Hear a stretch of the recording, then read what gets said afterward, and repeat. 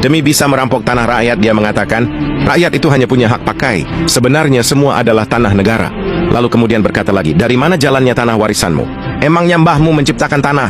Okelah, kita berikan pencerahan kepada mereka.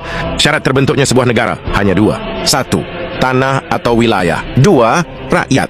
Lantas di mana posisi pemerintah? Pemerintah itu awalnya tidak ada.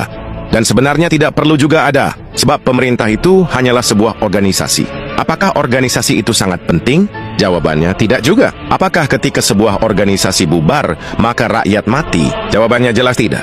Lantas bagaimana tiba-tiba bisa ada organisasi di tengah-tengah rakyat?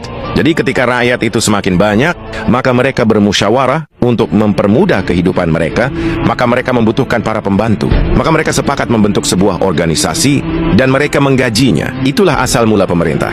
Jadi ibarat negara itu adalah rumah, maka rakyat adalah majikan. Dan pemerintah adalah pembantu alias asisten rumah tangga. Pertanyaannya, apakah pembantu rumah tangga itu perlu? Ya, perlu juga sih. Karena akan mempermudah kehidupan kita. Tapi apakah kita akan mati? Atau tidak akan makan jika pembantu tidak ada? Ya, jelas tidaklah. Kan kita bisa masak sendiri atau beli dari rumah makan. Jadi seperti itulah peranan pemerintah di tengah-tengah rakyat. Nah, masalahnya para pelayan di negara kita ini dari awalnya sudah sangat culas. Jadi mereka sering menyamakan pemerintah sama dengan negara. Disinilah awal mula kesesatannya. Sehingga mereka berpikir, berarti tanah negara adalah tanah pemerintah. Boom, hancur sudah kan? Mereka salah persepsi. Lalu kemudian menggunakan persepsi yang salah itu untuk mengklaim apa yang bukan miliknya. Jadi perlu Anda ketahui pemerintah dan negara itu berbeda.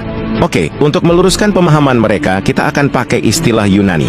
Sebab Yunani adalah pusat filosofi dunia, di mana hampir semua konstitusi negara-negara di dunia itu diadopsi dari filsafat Yunani. Jadi negara dalam bahasa Yunani disebut hora. Hora artinya adalah tanah, atau wilayah tempat tinggal manusia alias rakyat, kampung halaman, atau negeri.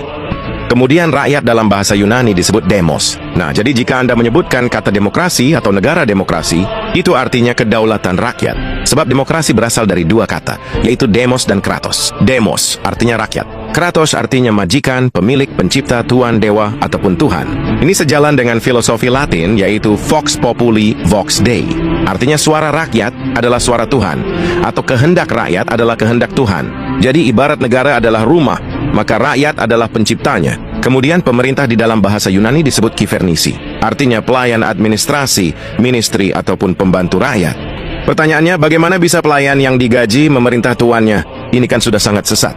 Jadi kesesatan paradigma inilah yang membuat para pelayan rakyat itu semakin jauh dari fungsinya. Harusnya sebagai pelayan mereka berlutut pada majikan. Tapi sekarang akibat kekeliruan dan kesesatan, tiba-tiba kaki pelayan itu malah diletakkan di atas kepala majikannya.